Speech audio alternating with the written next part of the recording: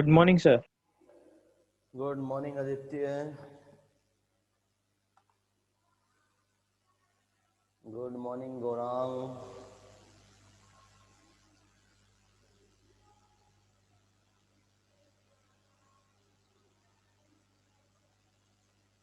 Good morning, every one of you.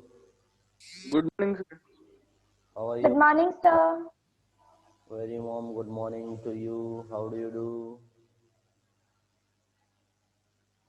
How are Fine, sir. you? Fine. Okay.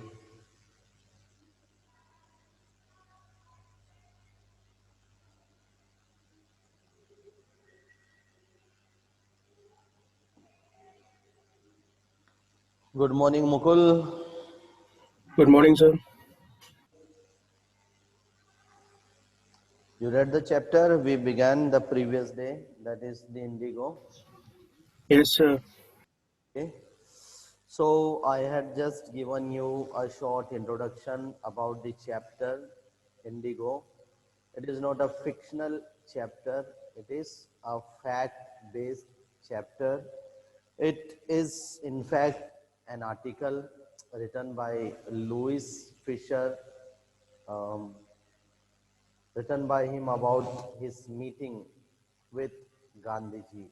So he had got the opportunity to take the interview of Gandhiji, and whatever experience he had sharing knowledge, asking questions with Gandhiji, he has shared this to us for reading. So this is one of the many important incidents from the life of M.K. Gandhi. Now, you have been to the chapter, you are introduced to the chapter. I know all of you have gone through this. So, and I had given you the introduction, the summary, the theme of the chapter the previous day.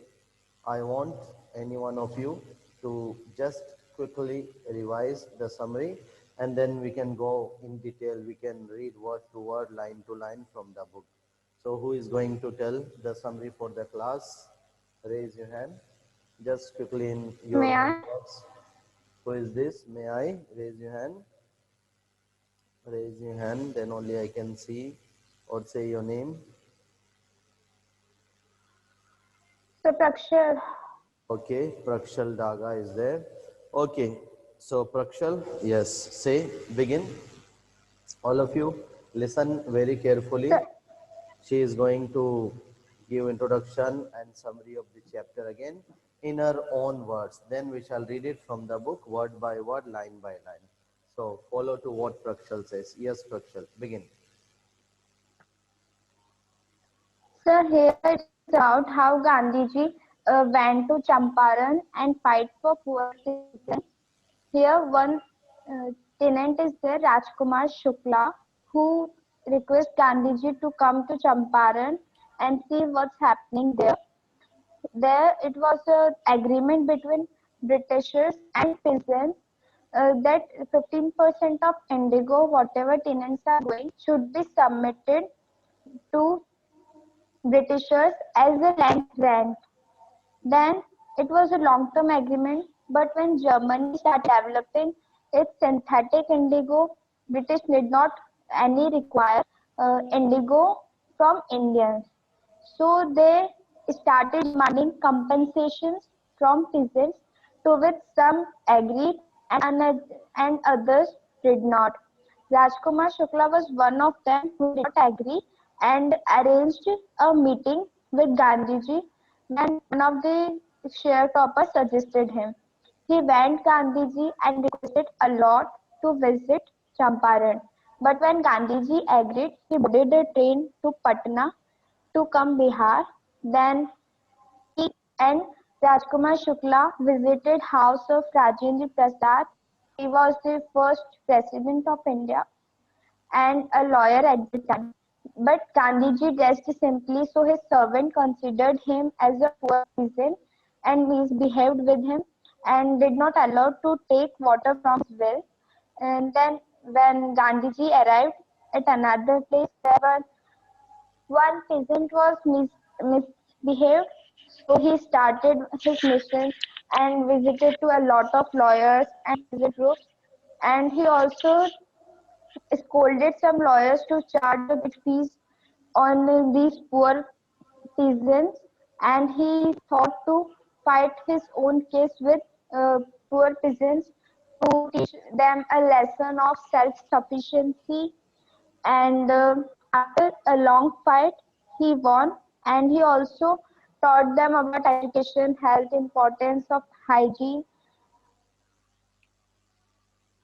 Right, right. Very good. Go ahead. Sir उसका network issue So up to here, I have read. Okay.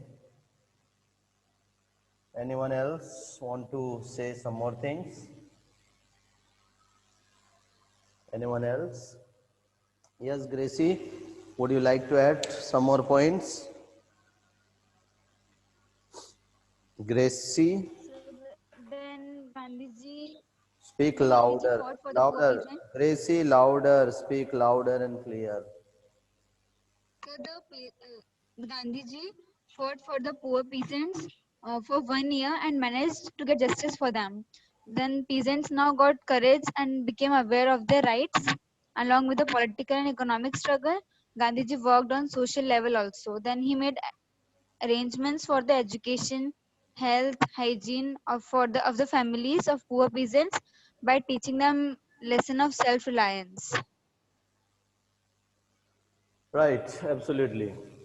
So the story begins with the words of the author, that is Louis Fisher. And he says that when he had visited Gandhiji in 1942 in Sevagram, is his ashram, in central India. So he said that Gandhiji shared with him his experience. Gandhiji said, I will tell you how all these things happen. And now Gandhiji started sharing the story. And Gandhiji told the writer Louis Fisher about this particular incident and this man whose name was Rajkumar Shukla. So the story goes like this, and Gandhiji says that when he was attending the convention, Lucknow convention of National Congress Party, that time in Lucknow, a poor, ordinary, simple, dirty looking man came to meet him, and when inquired, it was told to Gandhi that he was a farmer. And now it tells you the condition of the farmer in our country.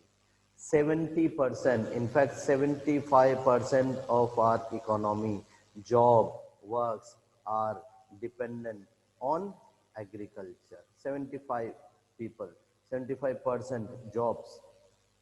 Still, you could see the situation, the condition of a farmer, it's very bad. Till now, it is very bad in some of the places. In many of the places, the farmers' living conditions have been improved. But earlier, those days, it was pathetic. Have you all watched the movie so-called Mother India? Did you watch the movie Mother India? Yes, sir. No, Very old movie, but no, sir. very good movie. So Sunil Dutt, Nargis, and all those big stars were there. Now none of them is alive today, but it is a very very good movie depicting the real condition of a farmer and his struggle to survive. So here the farmer named Rajkumar Shukla, he went to meet Gandhiji in Lucknow convention. Gandhiji was conducting the National Congress Party meeting. That time it was the only party, and they were making their strategy on various points, various things. So there Rajkumar Shukla met Gandhiji and he informed Gandhiji about their problem, the problem of the farmers, the tenants.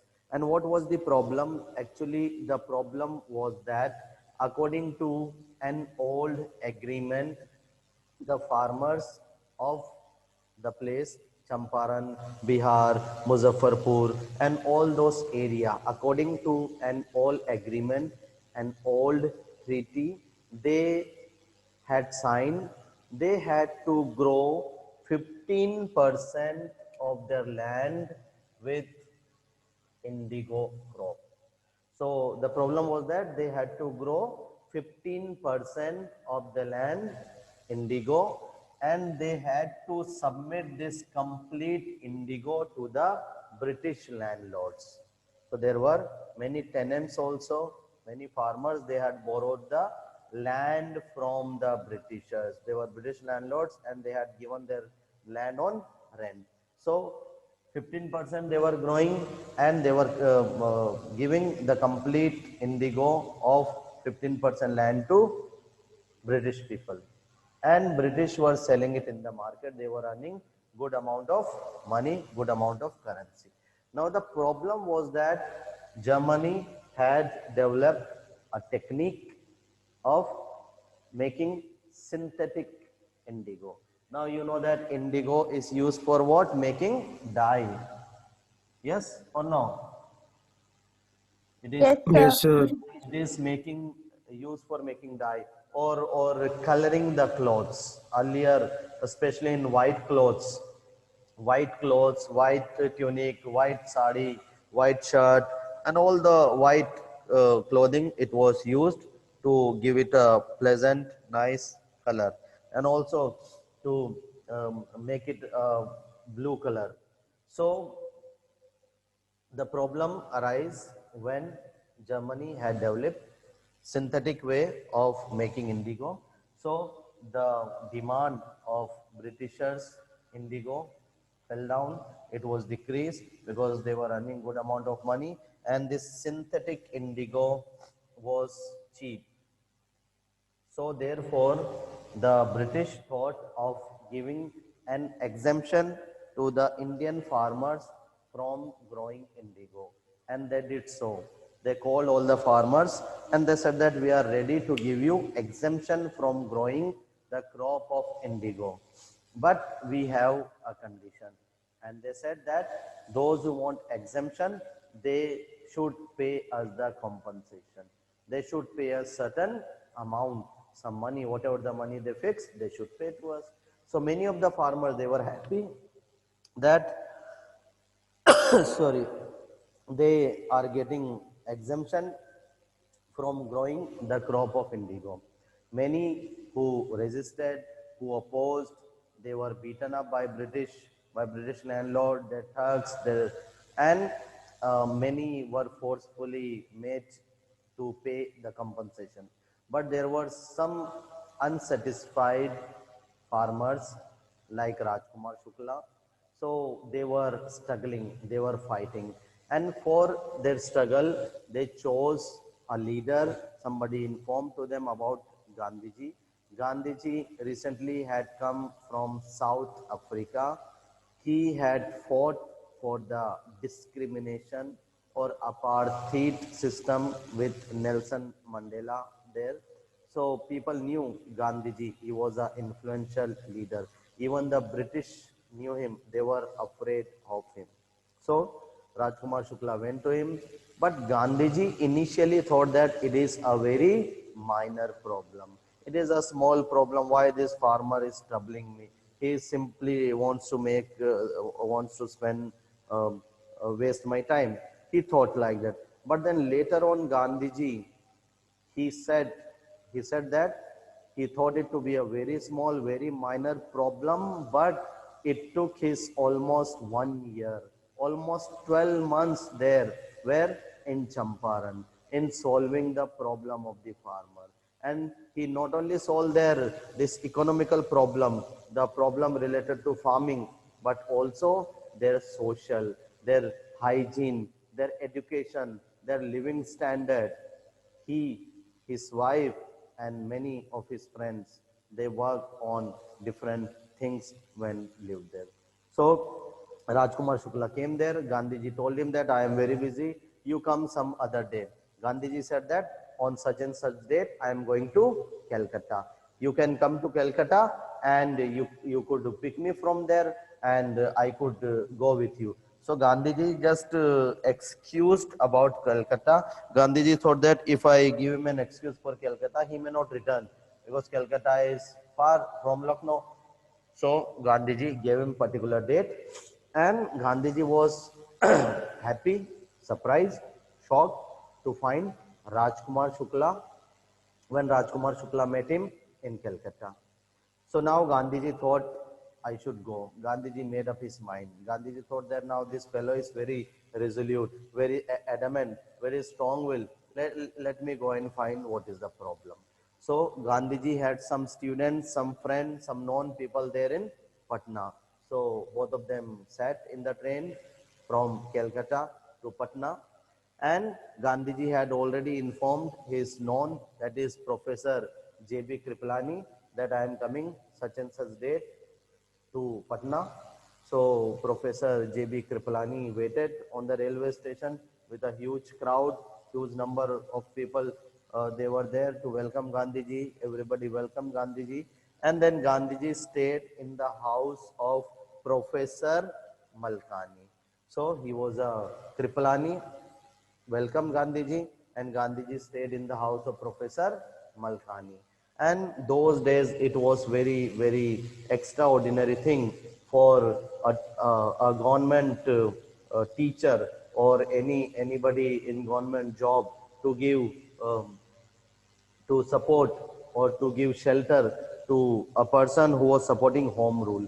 Now Gandhiji was supporting home rule. Home rule means he was fighting, he was making his movement, his strategy, his planning for chasing the Britishers and to quit India, to leave India and make India an independent, a free country. So Gandhiji reached there and he had a word with Professor J.B. Kripalani, his student Malkani, and there he also met the lawyers. So whoever the lawyers were there, he met all the lawyers and he discussed about the problems of the farmer. So when some lawyers told Gandhiji that they were charging the fee from the poor peasants, farmer, Gandhiji scolded them. Gandhiji said that they are your people, they are your man, they are poor people, and you are charging such a high fee. He scolded, he chided them. And many of the lawyers then later on they said this, okay, yes, we shall not charge so high fee from our brothers, from farmers.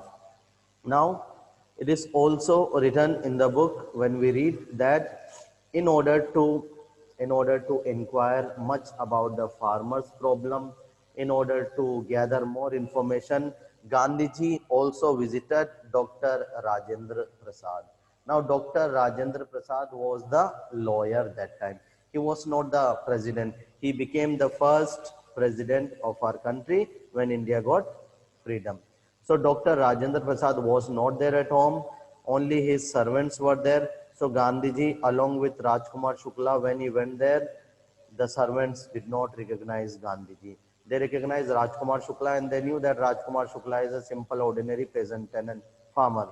So he sat on the ground, both of them. Even Gandhi was in ordinary, simple cloth. So both of them sat on the floor. And now when they were thirsty, they thought of drawing some water from the well. There was a well and they thought of drawing water for drinking. But the servant shouted at them. The servant considered them to be untouchable. So that shows the untouchability or casteism or discrimination on the basis of caste in India. So Gandhiji himself experienced that and he has written it. He has shared his experience with the writer Louis Fisher. So whatever we are reading in the book, these are the thoughts, words, experience of Mahatma Gandhi. Now Gandhiji discussed there about the problem. He met Dr. Rajendra Prasad and he made his strategy. First, he went and discussed the problem with the Secretary of Bihar Landlord Association. So he went and discussed the problem to the Secretary of Bihar Landlord Association, but he was not given any proper answer. he was not given proper treatment. Then he also visited the commissioner of Tirut division. So Tirut is the place there in Champaran itself. He visited the place, but again he did not get a proper positive response from the commissioner. Rather, Gandhiji was summoned a notice to quit Champaran. Gandhiji was given a notice by British people, by British police officer to quit Champaran. Said why? Because you are an outsider, you quit, otherwise you would be in jail. So Gandhiji signed. Gandhiji said that I have received your notice, but I will not obey it. I will disobey it. So since here, from here, the first civil disobedience started. The art students, you might have read about it or you might be reading. The first civil disobedience started from here when Gandhiji received the notice, but Gandhiji said that I don't want to accept it. I have received it. You can get it signed, but I will not obey it. And then later on, the police chief came and Gandhiji was arrested. When Gandhiji was arrested, he was presented before the court to the judge, and there the discussion was that Gandhiji should apply for the bail. So Gandhiji said that why should I apply for the bail? It is not my fault. I have not done anything. And who can command me in my own country? Who has right to tell me that this is not my place? In India, I can move anywhere, everywhere. I do not require anybody's permission to visit any place. So the conversation between the judge, the lawyer, and Gandhiji was there. And finally, Gandhiji was granted the, he was released without applying for the bail because the British were afraid of Gandhiji. And Gandhiji had the habit, he had trick of making people accepting him. He could pursue, he could convince the people with hook or crook. He had all kind of technique, trick, you could say, you could imagine, for um, others to hear and to complete his wish. He would do anything. He was, you could say, adamant. He was very, very determined, very strong will in making his wish fulfilled by anyone, whether it was the British people or it was any other leaders of our country. Sorry.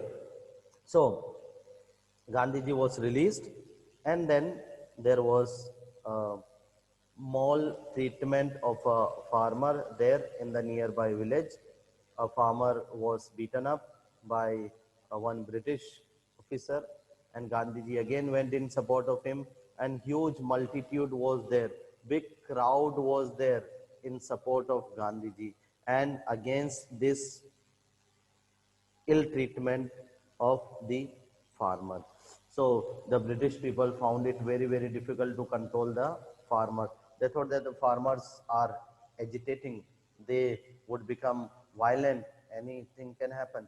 But Gandhiji controlled them. So Gandhiji had the complete control over the people. He was a good leader. People used to listen to him. They used to obey him. They used to follow him. Now, it so happened that Gandhiji had word with the people, with the landlord, with the secretary, with British, and it happened that British people agreed to Gandhiji's and the farmers' um, proposal. And the proposal was that they should return the amount they had charged from the farmer. Now the problem was that how much amount they should return. So Britishers said, so inquiry was set up and everything was there. And now the conclusion was that the British landlord must return the amount they had taken from the farmers. So how much? Some said 90%, some said 50%. So the British demanded at least 50%. Sorry, not Britishers, the Indian farmer, 50%. But the British landlord, they agreed only for 25% of the money. They said we can return only 25% of the money. So when Gandhiji informed this matter to the farmers, the farmer were not happy. They said, no, we want our complete money or at least 50%. But Gandhiji told them, you just listen. These people, these British people, they consider themselves above law, above God, about all kind of rules and regulation. They didn't even want to see your face.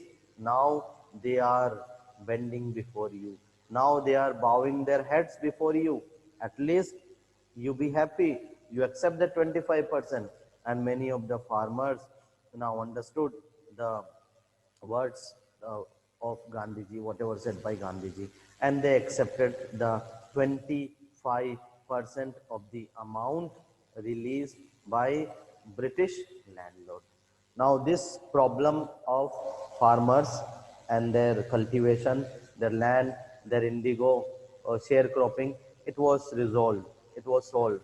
Now, when Gandhiji lived there with the farmers and their family, Gandhiji also noticed that these people are living very dirty, pathetical condition. They are living a very bad life because they do not have proper clothes. They do not understand the value of hygiene or cleanliness. So Gandhiji taught them lesson in hygiene, cleanliness. There were no hospitals. There were no doctors, no nurse. So whatever happened to the people, they had to go to nearby city.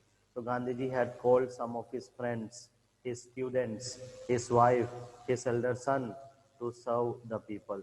And they remained there and served the people. Gandhiji also taught them a lesson in self-reliance. So there was a British soldier, C.F. Andrew, and he was very much influenced, very much motivated by Gandhiji, and he had got a transfer to some other place. And before his transfer, before going to that place, he had come to visit Gandhiji. Gandhiji met him, and when he came there, some of the Indian people, they said, Gandhiji, can we not take the help of the Britishers to against Britishers? So Gandhiji said, no, this is our fight. We have to fight our own. We cannot take the help of any British people fighting against Britishers. We have to fight our own fight. So this way, Gandhiji also taught them a lesson in self-reliance. Self-reliance means not depending on others for getting our own rights, getting our own freedom. And Gandhiji, time to time, returned from there. He kept an eye on his ashram there in Porbandar, Gujarat. So Gandhiji's ashram was there in Gujarat, but he was now here in Champaran, in Motihari, in Bihar, in Muzaffarpur, and many of the surrounding places. So Gandhiji thought that it would take a very small time or 4 to 5 days solving this thing, but it actually took his 1 year, 12 months around, spending his time there in Champaran, treating the people, correcting the people, making them strong politically, economically, socially, arranging all the facilities for them. So time to time, Gandhiji was keeping an eye on his ashram. He was writing a letter time to time to his employees, to his servants, those who were there, in charges who were there, and asking the details about the accounts, how much fund is raised, how much amount is spent, what happened to, even he knew about the safety tank, what about that toilet tank which was full, have you made another one? So in the letter itself, Gandhiji kept in his mind everything about his ashram. So that is the story of indigo. I told you in detail, and now I hope everybody has understood the story. We can read it in detail from the book, word by word, line by line. Yes, understood everybody. I don't think anybody has any doubt or any problem, isn't it? No, sir. No? Not understood? No doubt, sir. Okay. No, sir. Okay, so now we read. Who is ready for reading? Raise your hand. Who wants to read? Read louder and clear. Raise your hand. No one is ready. No one is raising the hand. Okay, Gracie, Upadhyay and Prakshal. Okay, so Gracie, read louder and clear from the introduction. Read, Gracie. Begin. Start, Gracie. Sir. When I first visited Gandhi in 1942 at his ashram, Louder. No, sitting no, no, around no, not like in this. central Louder. I India, can't he hear your said, voice. Louder. when I first visited Gandhi, so now it's audible? Little more. And read the introduction also. Little more louder. Shout and read. Yes, sir. It is About being the author. recorded. Shout and About the author. 1970. Was yes. born in Philadelphia. He served as a volunteer in the British Army between 1918 to 1920.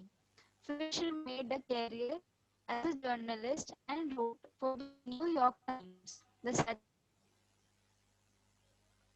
Your voice is not coming properly, Gracie. What has happened? You are disconnected. Okay. Mukul, read. Mukul, read. About the author. Louis Fisher, 1896 to 1970, was born in Philadelphia. He served as a volunteer in the British Army between 1918 and 1920. Fisher made a career as a journalist and wrote the New York Times, the Saturday Review, and for European and Asian publications. He was also a member of the faculty at Princeton University. The following is an excerpt from his book The Life of Mahatma Gandhi. The book has been reviewed as one of the best books ever written on Gandhi by Times Educational Supplement. Continue. When I first visited Gandhi in 1942 at his ashram in Sevagram in central India, he said, I will tell you how it happened that I decided to urge the departure of British. It was in 1917. He had gone to the December 1916 annual convention of the Indian National Congress Party in Lucknow. There were 2,301 delegates and many visitors. During the proceedings, Gandhi recounted, a peasant came up to me looking like any other peasant in India, poor and emaciated, and said, I am Rajkumar Shukla. I am from Champaran and I want you to come to my district. Gandhi had never heard of the place. It was in the foothills of the towering Himalayas near the kingdom of Nepal. Under an ancient arrangement, the Champaran peasants were sharecroppers. Rajkumar Shukla was one of them. He was illiterate but resolute. He had come to the Congress session to complain about the injustice of the landlord system in Bihar, and somebody had probably said, Speak to Gandhi. So about Gandhi the told introduction Shukla, about Rajkumar Shukla, who was he, where was he from, why he had come to meet Gandhiji, everything is given there, and we have read that he had come there to complain about the injustice and landlord system in Bihar. Somebody had informed him, somebody had told him that only Gandhi can solve your problem, none other than Gandhi. Yes, continue. Gandhi told Shukla he had an appointment in Kanpur and was also committed to go to the other parts of India. Shukla accompanied him everywhere. Then Gandhi returned to his ashram near Ahmedabad. Shukla followed him to the ashram. For weeks, he never left Gandhi's side. Fix a date, he begged. Impressed by the sharecropper's tenacity and story, Gandhi said, I have to be in Calcutta on such and such a date. Come and meet me and take me from there. Months Tenacity. passed. Tenacity means strong will. So Gandhiji was influenced by tenacity, strong will, determination of the farmer. So he followed him everywhere. He until and unless he got the date, he did not leave Gandhiji. So it shows that Rajkumar Shukla was very adamant, very strong-willed man. If the question comes, how can we say that Rajkumar Shukla was adamant or he was a strong-willed man, then you can write this, that wherever Gandhiji went, he followed him for a week. And then finally he was given the date by Gandhiji. Continue. Shukla was sitting on his haunches at the appointed spot in Calcutta when Gandhi arrived. He waited till Gandhi was free. Then the two of them boarded a train for the city of Patna in Bihar. There Shukla led him to the house of a lawyer named Rajendra Prasad, who later became president of Congress Party and of India. Rajendra Prasad was out of town, but the servants knew Shukla as a poor yeoman Yeoman who means pestered farmer. their Poor yeoman. Yeoman means a poor farmer or, or small landlord. A farmer, you could say. who Who pestered their pestered. master Pestered means trouble, to help bother. Yes, continue. to help the indigo sharecroppers. So they let him stay on the grounds with his companion Gandhi, whom they took to be another peasant. But Gandhi was not permitted to draw water from the well, lest some drops from his bucket pollute the entire source. How did they know that he was not an untouchable? Gandhi decided to go first to Muzaffarpur, which was en route to Champaran, to obtain more complete information about conditions than Shukla was capable of imparting. He accordingly sent a telegram to Professor J.B. Kriplani of the Arts College in Muzaffarpur, whom he had seen at Tagore's Shantiniketan school. The train arrived at midnight, 15th April 1917. Kriplani was waiting at the station with a large body of students. Gandhi stayed there for 2 days in the home of Professor Malkani, a teacher in a government school. It was an extraordinary thing in those days, Gandhi commented, for a government professor to harbor a man like me. In smaller localities, the Indians were afraid to show sympathy for advocates of home rule. Okay. The news of So understood about Professor J.B. Kriplani and another teacher, that is Malkani. So Gandhiji decided to go to Bihar, Champaran, or to the district of Rajkumar Shukla. Both of them boarded the train, and Gandhiji had already, before departing, sent the telegram to his known man, that is Professor J.B. Kriplani. He was a professor in Arts College. He met him there, and when the train reached the station, he had come there to welcome Gandhiji with huge multitude. Big number of students were there. Gandhiji stayed there at the house of Malkani, and Gandhiji also said that this was an extraordinary thing. In a small village, small place, somebody is supporting, welcoming, and giving shelter to an advocate of home rule. Yes, so we shall continue this tomorrow. Time is almost over. We stop it here. You can tick mark, and we shall continue this tomorrow. Okay? All right, everybody. See you thank you, tomorrow. sir. Same. Thank you, Thank sir. you, sir. Okay. See you. Goodbye. Thank you, sir. Now your voice is clear. Tracy, earlier it was not coming properly. Now it's okay. So when I ask for reading, your voice is not audible enough, but now it's audible enough. So everything is clear. Anybody has any doubt, any question? No? No, sir. Okay.